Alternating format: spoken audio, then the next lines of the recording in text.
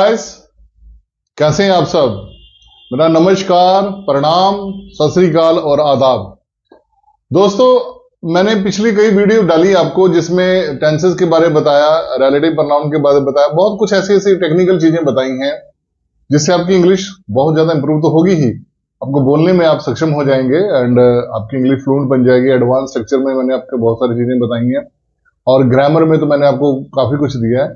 तो अभी एक फ्रेजर्स जो होते हैं हम उसके बारे में बात करेंगे कि अगर आपको फ्रेजर्स नहीं आएंगे ना तो आपकी इंग्लिश फिर वीक रहेगी। आपको थोड़ा सा फ्रेजर की तरफ भी ध्यान देना पड़ेगा।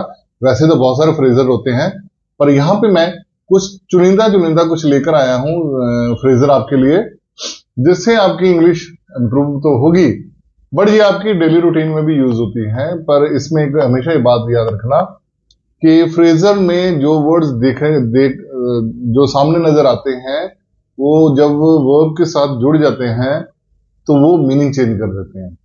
तो हम लोग क्या करते हैं कि हम लोग जिंदगी में सोचते हैं कि जिस तरह से वो मीनिंग बताया गया वही शायद उसका आंसर होगा। नहीं, यहां पे आप धोखा खा सकते हो, क्योंकि फ्रेजर वर्ब हमेशा हमेशा ही उसका मीनिंग उसकी गहराई में होता है। जैसे कि मैं यहाँ पे है ब्रेक द आइस। यहां कोई आइस और ब्रेक मैंने तोड़ना, बर्फ तोड़ने की बात नहीं कर रहा हूं। तो जैसे नेक्स्ट ऑफ कीन, यहाँ की दूसरे की बात नहीं कर रहा कि इसके नेक्स्ट वाली बात है। जैसे रन आउट, कोई भागने की बात नहीं कर रहा हूं। जब ये रन के साथ आउट लग गया है, इसे बोलते हैं फ्रेजर वर्ब। वर्ब के साथ जब जुड़ जाता है तो ये फ्रेजर वर्ब बन जाते हैं। ये अपने मीनिंग ही चेंज कर देते हैं। तो आइए, आज का लेक्चर इसी पे है। चंद हैं, थोड़े से हैं, आप सीखोगे तो आपको बड़ा अच्छा लगेगा और आपकी इंग्लिश भी इंप्रूव होगी और आप अपने डेली रूटीन में ये वर्ड्स लगाया करो और आप देखना बड़ी ही परफेक्ट इंग्लिश बनाता है। तो आइए अब शुरू करते हैं। सबसे पहले तो आपका स्वागत करता हूं मिस्टर वीरेंद्र कुमार गुरुंग क्लासेस में। तो please watch my channel and subscribe कीजिए जिन्होंने ये चैनल सब्सक्राइब नहीं किया, और जो देख तो रहे हैं पर सब्सक्राइब नहीं करते, भैया हाथ जोड़ के आपसे बेनती है सब्सक्राइब कीजिए। और जो नए हैं वो तो जरूर करें, तो साथ में आइकॉन बेल को जरूर हिट करना जिससे मेरी नोटिफिकेशन आप तक पहुंचे, पहले पहुंचे, आप ज्यादा से ज्यादा मेरी वीडियो देख सको। और आप मुझे अपने कमेंट्स में अपने राय बताइए जिससे मैं और इम्प्रूवमेंट करूं, या आप अपने मर्जी के टॉपिक चुने, मुझे बताइए, मैं उस पर आपको एक अच्छी वीडियो बना के दूंगा। तो आइए शुरू करते हैं। Fraser verb. फ्रेजर वर्ब में सबसे पहले तो है ऑल इन ऑल। अब ऑल होता है सब कुछ, इन ऑल। तो अगर आप ऑल इन ऑल कहीं देखते हो, सुनते हो, आपने सुना भी होगा बड़ी जगह, he is all in all, he is all in on his office. तो इसका मतलब होता है कि वही करता धरता है, मतलब उसके अलावा किसी की नहीं चलती उस डिपार्टमेंट में, उस घर में, उस ऑफिस में, या उस समुदाय में, उस जिले में, जहां भी ये वो बात हो। तो इसका मतलब ये हुआ ऑल इन ऑल। अगर ये इकट्ठा आपको कहीं सुनाई देगा तो इसका मतलब है कि करता धरता, राइट। तो एग्जाम्पल के तौर पे यहां पे मैंने उदाहरण पे लिखा हुआ है, mister R Bansal is all in his family, कि मिस्टर आर बंसल अपनी फैमिली में वही करता धरता है।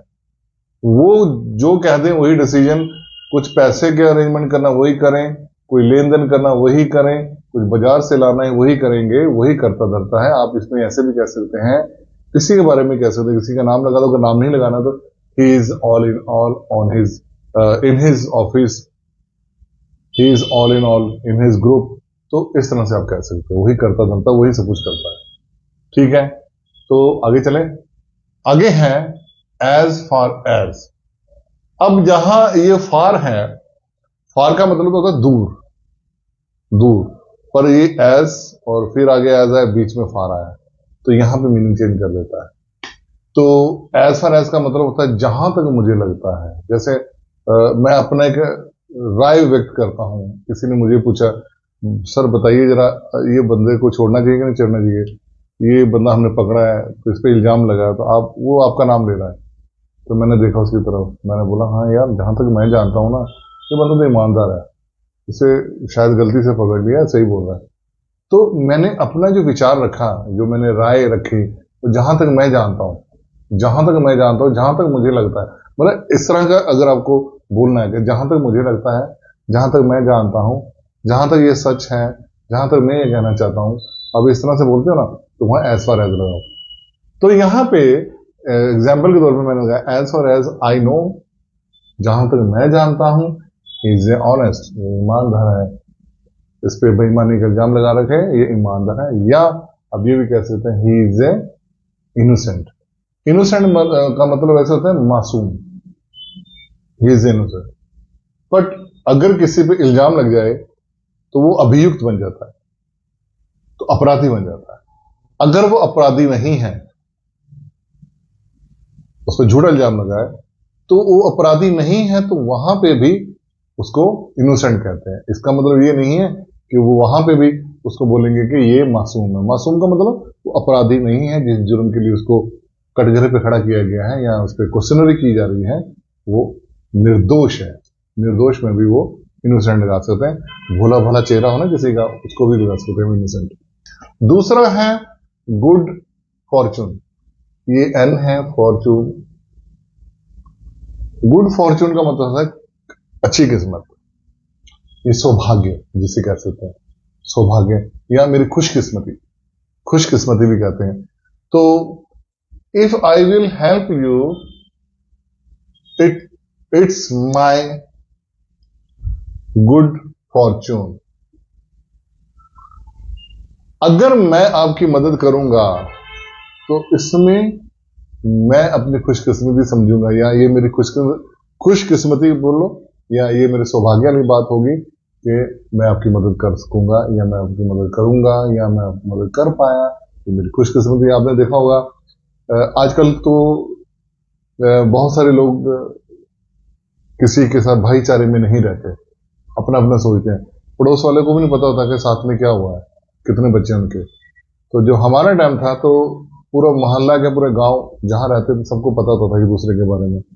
इवन किसी की शादी होती थी ना, खासकर लड़कियों की, तो काम बांट देते थे हम लड़कों को, वही तूने ये करना है, तूने टेंड कर देंगे अंकल, और बताओ।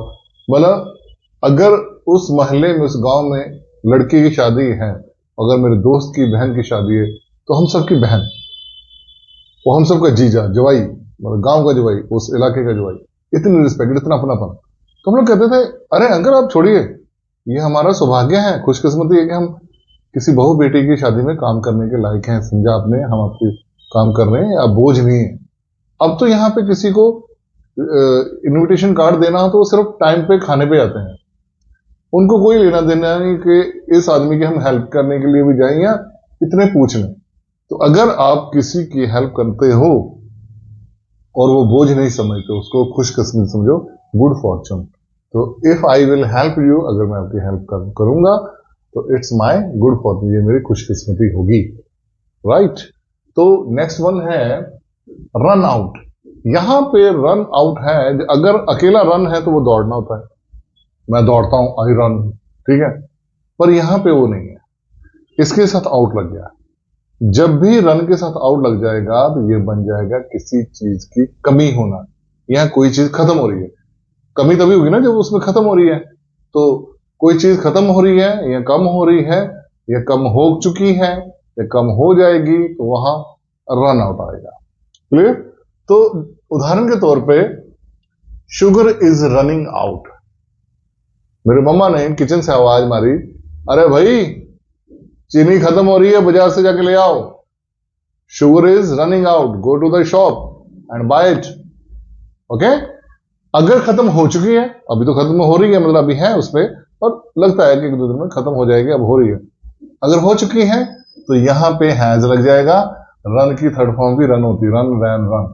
Sugar has run out, sugar खत्म हो गई, खत्म हो जाएगी, sugar will run out. Clear. तो इस तरह से आप किसी चीज के बारे में बोल सकते, अरे मेरे ना पॉकेट मनी खत्म हो रही है यार, थोड़े दे दे यार, my pocket money is running out. Clear. तो आगे है हार्ड एंड फास्ट। हार्ड का मतलब वैसे पता था सख्त, तो फास्ट का मतलब होता पक्का, मजबूत। अगर ये दोनों मिलके आते हैं, इसका मतलब होता है कोई सख्त कानून नियम के बारे में बता रहा है। कई जगह आपने देखा होगा, जैसे आर्मी में डिसिप्लिन बहुत है, वहां के कानून बहुत हार्ड एंड फास्ट होते हैं, सख्त, जो बोल दिया वही करना पड़ेगा। एक्सक्यूजेस की कोई जगह नहीं होती। एक्सक्यूज मतलब बहाने, बहानों की कोई वहां पे जगह नहीं होती। तो ऐसी जगह पे काम करना कई लोगों के लिए टफ होता है। तो कहते हैं यार मैं तो वहां से छोड़ आया काम, क्यों मैंने क्विट कर दी job, because their rule and regulations are very hard and fast. वहां के जो रूल रेगुलेशन है, नियम बहुत सख्त है, या उनके सिनेरियो ऐसा है कंपनी का, very hard and fast. For example के तौर पर मैंने लिखा है, there is no hard and fast rule, there is no, मतलब वहां पे, यहाँ पे कोई भी इतना सख्त नियम नहीं है, हम अकॉर्डिंग टू सिचुएशन उसको हैंडल कर लेते हैं, मोल्ड कर लेते हैं। क्लियर? तो नेक्स्ट वन है once in blue moon. Once in blue moon का मतलब होता है कि साल में एक बार। अब बोलोगे सर साल में एक बार, इसको हम उर्दू में कहते हैं, उर्दू में इसको बोलते हैं ईद का चांद होना। जो आदमी कभी कभी साल में एक दो बार मिलता हो, वैसे भी ईद साल में एक बार आती है, चांद वाली, जब चांद निकलता है ना, कहते ईद का चांद नजर आया, तो साल में एक बार नजर आता है, तो साल में एक बार। तो ऐसे कुछ लोग होते हैं जो साल में एक बार ही मिलते हैं, या साल में एक बार ही कभी मैसेज करते हैं आपको, साल में एक बार ही आपका हाल पूछते हैं। तो ऐसे बंदों को वंस इन ब्लू मून कह के लास्ट में जाके पहले सेंटेंस बनाओ। कैसे? My friend meets me once in blue moon. मेरा जो मित्र है, मेरा जो दोस्त है, वो मुझे साल में बस एक बार ही मिलता है, वो भी किसी की शादीशुदी हो। या my friend send me wishes once in blue moon. साल में एक बार विश करता है कभी, या मैसेज करता है मुझे। तो कुछ लोग ऐसे होते हैं कि अपने मम्मी पापा को साल में एक दो बार मिलने जाते हैं, जैसे बाहर रहते हैं, out of city, out of country, तो someone meets their parents once in blue moon. Next है गिव अप, छोड़ देना। अब गिव का मतलब होता है देना, तो अप लग गया ना, अभी इसका मतलब छोड़ देना। कोई चीज, जैसे कोई बुरी आदत छोड़ दी, वहां पे आप लगा सकते हो। जैसे आई गेव अप स्मोकिंग, अब मैंने यहां पे सेकंड फॉर्म लगा दी, गिव की गिव, इसका मतलब मैं छोड़ दी हुई है, उसके बाद बता रहा हूं। तो आई गेव अप स्मोकिंग, तो मैंने स्मोकिंग में धूम्रपान छोड़ दिया हुआ है। अगर मैं अभी छोड़ रहा हूं, ट्राई कर रहा हूं और छोड़ रहा हूं कुछ दिनों में, तो कैसे बनेगा?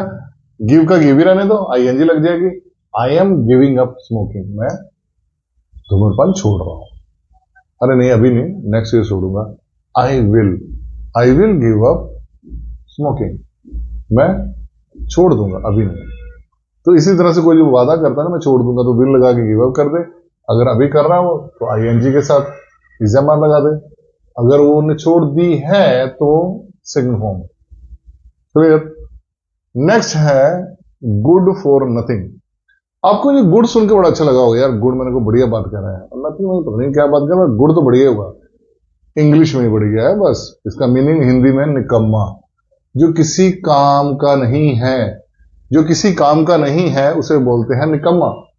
तो इंग्लिश फिर भी रिस्पेक्ट देती है, बेचारी रिस्पेक्ट करके बेइज्जती करती है, कहते भाई ये तो किसी काम का नहीं है, वो गुड फॉर नथिंग कहते हैं। तो he is good for nothing, ये किसी काम का नहीं है, ये निकम्मा है। या my brother is good for nothing, आप ये भी कह सकते। या अगर आप किसी को जानते हो, या you know my cousin brother, हाँ वो वाला जो वहां रहते थे, हाँ वो आए थे ना गर्मी में, किसी काम का नहीं है यार, कोई काम बोलो कुछ नहीं करता, तो my cousin is good for nothing. अगले को सुनने को लगता है यार वाह, कुछ मेरे बारे अच्छा ही बोल रहा है, तो अच्छा ही है। तो नेक्स्ट चलते हैं pros and cons. Pros and cons को आप ये लगता है लाभ हानि, वैसे लाभ हानि नहीं है, इसका मतलब होता है कुछ चीजें अच्छाई भी होती हैं और बुराई भी होती हैं।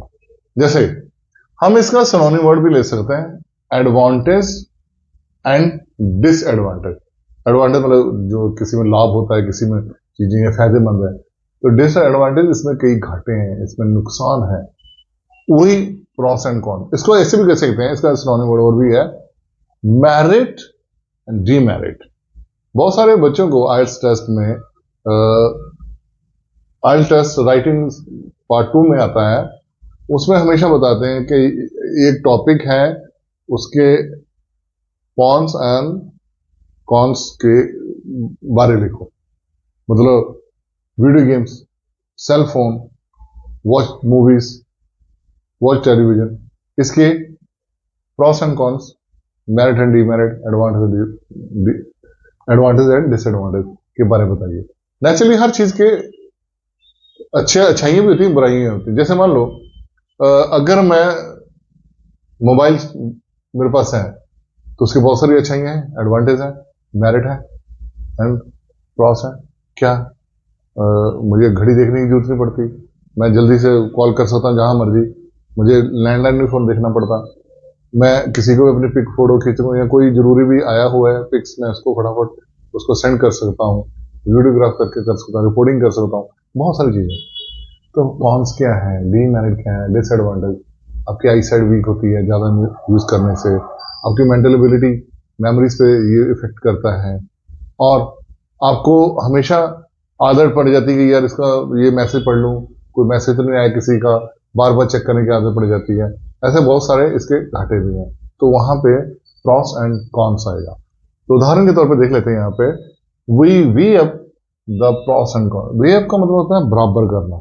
हमें लाभ और जो घाटे हैं और फायदे हैं उनको बराबर रखना चाहिए। ठीक है, क्लियर हुआ। नेक्स्ट है पुटअप। अब यहाँ पे पुटअप का मतलब है, ऐसे पुट में होता है कोई चीज को पकड़ना या रखना हो ना, तो रख देना वहां पे पुट। तो यहाँ पे अप लग गया, पुटअप का मतलब होता है रहना। अब आप बोलोगे सर रहना कैसे हो सकता है? रहने के मतलब होता है live. I live in India, I live in Mumbai, I live in Punjab, है ना। तो लिव, तो ये पुटअप कैसे होता है? हाँ, जहां पे आपका एड्रेस है वहां तो लिव ही आएगा। अब ये वाला लिव की जगह जो रहना है वो आता है। जैसे कल कहां रह गए थे भाई, कल सारा दिन आपका वेट किया, तो रह गए थे, कहां रह गए थे? वो कहां रहते हो आजकल सारा दिन? मिलते ही नहीं हो, कोई जवाब नहीं है, कोई मैसेज का आंसर नहीं है। इवन वो डिलीवर्ड हो जाता है, उसमें जो ब्लू टिक हो जाती है ना देखने के बाद, वो भी नहीं हो रही होती है ना। तो मेरे मैसेज देखते हो, कहां रहते हो, कहां रह गया था? इस तरह के सेंस में अगर आपने रहने वाली बात करनी है तो वहां पे आता है पुट अप। क्लियर? लिव वाला नहीं, वो पक्का एड्रेस नहीं। तो यहां पे उदाहरण पे, where did you put up last night. Did past की बात कर रहा हूं। कल रात कहां रह गए थे भैया? सारा दिन सारी रात वेट करते रहे, खाना भी नहीं खाया हम लोगों ने, वेट कर करके खाया ना, तुम फोन उठा रहे थे, कहां रह गए थे कल रात? क्लियर हुआ? तो आगे चलते हैं। Bring to light. Bring to light होता है सामने लाना। अब ये नहीं कि मैं ये यहां से कोई चीज पकड़ के आपके सामने लाता हूं, या मैं ये डस्टर आपके सामने लेकर आया हूं, नहीं, ये चौक जो आपके सामने ला रहा हूं, ये सामने नहीं है। यहां पे ब्राइट टू लाइट का मतलब होता है, यहां लाइट का मतलब होता है प्रकाश, प्रकाश डालना। मतलब जहां पे कुछ चीजें एविडेंस छुपाए गए होते हैं, उनको दबाया जाता है, उन चीजों को उजागर करना, उस पर प्रकाश डाला, उसको सामने लेके आते हैं। जैसे खुलासे होते हैं, कुछ स्कैम्स होते हैं जो दबे रह जाते हैं, कुछ सालों बाद वो सामने आ जाते हैं। उस सेंस में आप उस सेंस में ब्रिंग टू लाइट का इस्तेमाल करें कि सामने लाना। जैसे these fact have only just been brought to light. ये जो फैक्ट है ये उनको सामने लाया गया है। ठीक है। अब जो भी कोई फैक्ट होंगे जो छुपाए गए होंगे या उनको हिडन कर दिया होगा, इवन हो सकता है किसी ने डिस्ट्रॉय करने की पूरी कोशिश की होगी तो अपने आप को बचाने के लिए, तो कुछ सालों बाद, कुछ समय बाद वो सामने लाए गए हैं। तो ये था। तो इट मीन्स हमें से ये पता चल जाता है कि यार कोई चीज जो छुपाने की कोशिश की गई है तो वो उसको सामने अगर दोबारा लाते हैं तो वो आएगा ब्रिंग टू लाइट। यहां पे है ब्रेक द आइस। इसके दो मीनिंग होते हैं, आज मैं एक कराऊंगा, चुप्पी तोड़ना। ब्रेक द आइस का मतलब होता है चुप्पी तोड़ना। जैसे कुछ लोग ऐसे बंदे होते हैं जो जल्दी अपना बयान नहीं देते हैं, कुछ भी हो जाए वो मतलब प्रेस कॉन्फ्रेंस में भी वो बात को गोलमोल कर देता है। तो उनसे जितना मुझे पूछा जाए, अगर कहीं घोटाला हो जाता है कभी तो नहीं बोलते हैं, या कुछ कंपनी के मैनेजिंग डायरेक्टर को, सीईओ को पकड़ लेते हैं, आपकी कंपनी के शेयर मार्केट में घोटाला निकला इतने करोड़ का, ये हुआ हुआ, वो कुछ नहीं बोलते, नो कमेंट्स करके चले जाते हैं। या किसी सेलिब्रिटी के साथ कुछ ऐसा हो जाता है, वो देखते हैं कि सुबह तक तो ठीक था, आज का सिर फटा हुआ है, आज हॉस्पिटल में है, तो जाके पूछते हैं, पुलिस से पूछते हैं भाई ये कैसे हो गया, ये इन पे हमला हुआ है या क्या हुआ है। तो वो क्या करते हैं, पुलिस भी चुप्पी साध लेती, कहते हमें पता नहीं, इन्वेस्टिगेशन चल रही है, शायद वो घर में गिर गए हैं, ये एक्सीडेंट नहीं था। तो उनसे पूछने को नो कमेंट्स। तो वो उस बात पे अपने राय व्यक्त नहीं करते। बट कुछ लोग कुछ देर बाद वो चुप्पी तोड़ते हैं, तो उसको बोलते हैं ब्रेक द आइस। फिर वो बताते हैं कि भैया मेरे साथ हुआ था ऐसा गलत, और मैं ये चीजें मेरे साथ हुई, मैं इसलिए चुप रहा कि मेरे पे दबाव डाला गया था, मेरे ऊपर पुलिस का प्रेशर डाला हुआ था, मुझे पॉलिटिकल प्रेशर डाला हुआ था। इस तरह की बहुत सारी बातें मेंशन हो सकती हैं। या मुझे उस चीज से निकलने के लिए टाइम लग रहा था, मैं अपने उस फ्रेंड को, साथी को जिसने मेरे हमला, उसको मैं मौका दे रहा था कि शायद वो सुधर जाए, पर अब नहीं सुधरा। तो आखिर में आकर मैंने ये चुप्पी तोड़ रहा हूं कि ये ऐसा ऐसा मेरे साथ हुआ। तो उस सेंस में आता है ब्रेक द आइस। जैसे director of chit fund broke the ice after 2 month, कि चिट फंड के जो डायरेक्टर ने 2 महीने बाद चुप्पी तोड़ी। इस घोटाले में क्या कारण थे, किस वजह से घोटाला हुआ, और कौन कौन इसमें सम्मिलित थे, इनके बीच में इन्वॉल्व थे। तो वहां पे उन्होंने ये चुप्पी तोड़ी। तो यहां ये मत समझना कि ब्रेक मैंने तो तोड़ दिया हुआ तो आइस मैंने बर्फ। तो यहां पे ये चीजें ऐसे नहीं सोचना, क्योंकि फ्रेजल वर्ब में हमेशा वर्ब के साथ कुछ ऐसा जुड़ जाता है कि वो उसके सेंस ही चेंज कर देता है। क्लियर? तो नेक्स्ट है by hook and by crook. ये तो आपने सुना होगा बड़ी बार, I won the match by hook and by crook. इसका मतलब होता है कि कुछ लोग जीतने के लिए या अपनी बाजी को वहां से जीतने के लिए कुछ भी कर सकते हैं,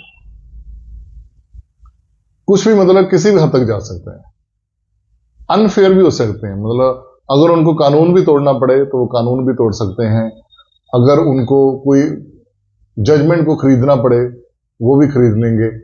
क्यों? क्योंकि उन्होंने हार नहीं माननी है, हार मंजूर नहीं है, जीतना ही जीतना है। ऐसे लोगों के लिए होता by hook and by crook. एक हिंदी में कहावत भी है कि प्यार और जंग में सब जायज है। तो प्यार और जंग में जब कभी जिद्दबाजी आ जाती है ना, जंग में भी और प्यार में भी, तो फिर वो कहते हैं कि देखी जाएगी, अब जो होता है देखी जाएगी, अब हमने जीत के दिखाना है, चाहे हम जैसे मर्जी करें, चाहे मुझे इसके लिए अनफेयर होना पड़े, कानून उल्लंघन करना पड़े, या मुझे इंसानियत के स्तर से नीचे भी गिरना पड़े, तब भी मैं करूंगा, पर मैं तुम्हें छोड़ूंगा नहीं। तो बाय हुक एंड क्रुक उस सेंस में लगता है, आप समझ रहे मेरी बात, उस सेंस में लगता है, उस सेंस को बोलते हैं by hook and crook. He always makes profit by hook and crook. वो हमेशा अपना प्रॉफिट बनाता था या निकालता था बाय हुक एंड क्रुक। तो चाहे किसी को चीट करे, धोखा दे, या जिस जिस चीज से उसे फायदा हो रहा था उस चीज से हो सकता है कि कुछ लोगों को नुकसान पहुंच रहा हो, शारीरिक या पर्यावरण को नुकसान पहुंच रहा हो। जैसे आपने देखा होगा, हम हमारे इंडिया में जब भी इंडस्ट्री की बात आती है कि हमने इंडस्ट्री में बहुत तरक्की की है, यहां पे अब हमेशा याद रखना, यूरोप कंट्री में कुछ भी टेक्नोलॉजी के लिए जब वो काम करते हैं, जब उसको एक्सपेंड करते हैं, बढ़ाते हैं, 2 चीजों का ध्यान बड़ा रखते हैं। पहला कि इन्वायरमेंट, पर्यावरण के साथ खिलवाड़ तो नहीं हो रहा, जो ये इंडस्ट्री लग रही है इसके जो केमिकल्स होंगे या जो भी इसका जो रॉ मटेरियल होगा उससे पर्यावरण को, एनवायरनमेंट को नुकसान तो नहीं पहुंचेगा, प्लस प्राणियों को नुकसान तो नहीं पहुंचेगा, इंसानों को, जानवरों को, पंछियों को, उनकी जानें तो नहीं जाएंगी। अगर तो ऐसा है तो वो उस इंडस्ट्री को नहीं लगने देते, वो एनओसी नहीं देते। पर हमारे इंडिया में ऐसे बहुत सारी इंडस्ट्री लग जाती हैं जो इन्वायरमेंट को भी खत्म करती हैं और लोगों को भी।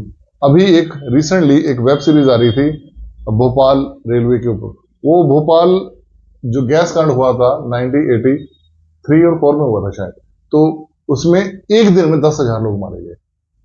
वो सिटी पे ही था जहां पे कार्बन डाइऑक्साइड लीक हो चुकी थी। तो इस तरह के इंडस्ट्री से कुछ लोगों को तो फायदा हो गया, उन्होंने अपना प्रॉफिट कमा लिया, और उन्होंने पता नहीं उन्होंने क्या किया, किसको रिश्वत देके ये सारी एनओसी ले ली, या जैसे भी जो भी व्हाटएवर हुआ होगा, या होता भी है कई जगहों पे। तो वो सिर्फ उनका फोकस अपने प्रॉफिट पे होता है। तो ऐसे लोगों को बनता है by hook and crook. Clear? तो आगे है in good faith. In good faith का मतलब होता है उसके विश्वास पर, उसके अच्छे व्यवहार पर। इन गुड फेथ को आप एक छोटा वर्ड है उसको भी बोल सकते हैं, इसको बोलते हैं गुडविल। गुडविल मतलब हमें पता है कि इस आदमी को अगर मैं उधार दूंगा तो ये पैसे लेके नहीं भागेगा, बहुत ईमानदारी दे देगा। आज अगर इसका वक्त खराब चल रहा है, अगर इसके पास पैसा नहीं है फिर भी दे देगा ये। थोड़े दिनों मैं भी मतलब कि इसके ऊपर मैं विश्वास करूंगा, थोड़ा मैं सब्र कर लूंगा और ये दे देगा। तो ऐसे लोगों को बोलते हैं इन गुड फेथ, उसके अच्छे विश्वास पे। Company delivered the items on credit and his good faith. जिस कंपनी से माल मंगा रहा था वो कंपनी कभी भी उधार पे माल नहीं बेचती थी। मैं तो हैरान हो गया देख के, यार कंपनी ने डिलीवर्ड कर दिया, डिलीवर्ड है ना, कर दिया हुआ था, मतलब उन्होंने भेज दिया था उसकी आइटमों को, जो भी उसने सामान, आइटम मैंने जो भी उसमें सामान था, ऑन क्रेडिट। क्रेडिट का मतलब होता है उधार पे, कि बिना पैसा चुकाया हुआ उधार पे उन्होंने उसके पास उन्होंने माल भेज दिया, डिलीवर कर दिया। क्यों किया? इन हिज गुड फेथ, उसके अपने अच्छे विश्वास, उसने अच्छा विश्वास बनाया होगा तो उस विश्वास के तहत उन्होंने माल भेज दिया। या ये भी कह सकता हूं आई गेव हिम 50,000, ठीक है, इन हिज गुड फेथ, मैंने उसके अच्छे विश्वास पे ही मैंने उसको 50,000 रुपये दिया। तो इस तरह से आप कह सकते हो। तो नेक्स्ट वन है नेक्स्ट ऑफ कीन। अब नेक्स्ट मतलब अगला नहीं है, इससे नेक्स्ट का मतलब है कि आपके सगे संबंधी। कीथ एंड कीन भी होता है, कीथ एंड कीन। आपने शादी के कार्ड देखे होंगे, वहां पे लिखा था नियर एंड डियर्स, जो आपके प्रिय हैं। तो किसी ने लिखा होता है जैसे दादा की साइड से और नाना के फैमिली मेंबर की तरफ से। तो किसी ने आजकल जो नए इंग्लिश जानने वाले वो लिखते हैं कीथ एंड किन्स, मतलब आपके अपने क्लोज रिश्तेदार जिनको आप प्यार करते हो। तो यहां पे उसी चीज को लेके बोला गया है next of kin, close relation. तो the form must be sign by next to kin. Form पे जरूरी है, मस्ट माने जरूरी है अपने क्लोज रिलेशनों के साइन का होना, तो इसलिए यहां पे लगा। नेक्स्ट टू कीन का मतलब यही होता है कि आपके क्लोज रिलेटिव्स हैं जो जिसके साथ रिलेशन है, चाहे वो आपके ब्लड रिलेशन में है, चाहे आपके दूर में हो, तो उनके साथ आप ये लगा सकते हैं। आई थिंक ये 1 2 3 4 5 6 7 8 9 10 11 12 13 14 15 ये 15 फ्रेजल वर्ब्स हैं आपके लिए। और आई थिंक मुझे ये लगता है कि आपने काफी कुछ अच्छा सीखा होगा इसमें, और आप इसको डेली रूटीन में यूज किया करो। जैसे break the ice, pros and cons, ये तो यूज ही होता था। Brighten, bring to light, as far as, good fortune, run out, ये तो आपके रोज की जिंदगी में शामिल होने वाले वर्ड्स हैं। इस तरह के वर्ड्स आप याद करोगे और प्रैक्टिस करोगे ना, तो आपकी इंग्लिश इंप्रूव होगी। दूसरा आदमी इंप्रेस होता है, यार बड़ा परफेक्ट इंग्लिश बोलता है। तो मैं इसी आशा के साथ ये वीडियो यहीं समाप्त करता हूँ और आपसे फिर निवेदन करता हूँ, please subscribe my channel and मुझे थोड़ा कमेंट्स कर दिया करो सर तो जिससे मुझे पता लग जाए कि मेरी वीडियो अच्छी बन रही है कि नहीं, कैसे तो नहीं बना रहा हूँ मैं। अगर मेरे में कोई कमियां हैं तो बताइए। अगर आपको लगता है वीडियो लेंथी है तो मैं इसको और शॉर्ट कर दूंगा। मैं चाह रहा था, क्योंकि पहले मैंने वीडियो थोड़ी छोटी छोटी रखी थी, मैं चाह रहा था अब थोड़ी डिटेल में आपको अच्छी तरह काउंसलिंग करके बताऊं, जिससे आपको पूरी तरह क्लियर हो जाए कि यार सीधा सीधा नहीं सर बता के चला गया, ये लिखा है, ये पढ़ के पढ़ा दिया, ये लिखा तो ये पढ़ के पढ़ा दिया, ये तो हमें भी आता था। ऐसे पढ़ के पढ़ाना तो सबको आता है, उसकी डिटेलिंग में जाना, उसकी डेप्थ में जाके बताना ये जरूरी होता है, जिससे अपने स्टूडेंट्स, अपने व्यूअर्स को ये पता लगे यार वाकई सर ने हमारे दिमाग में डाल दिया। ये चीजें तो हमें थोड़ा थोड़ा पता था, पढ़ के ही पता लग जाता है, पर कोई समझाए तो। पढ़ना और समझने में यही फर्क है, और समझाना। ठीक है, और इसी आशा के साथ मैं इजाजत चाहता हूँ आप सबसे। शब्बा खैर, इजाजत है, सत श्री अकाल, आदाब।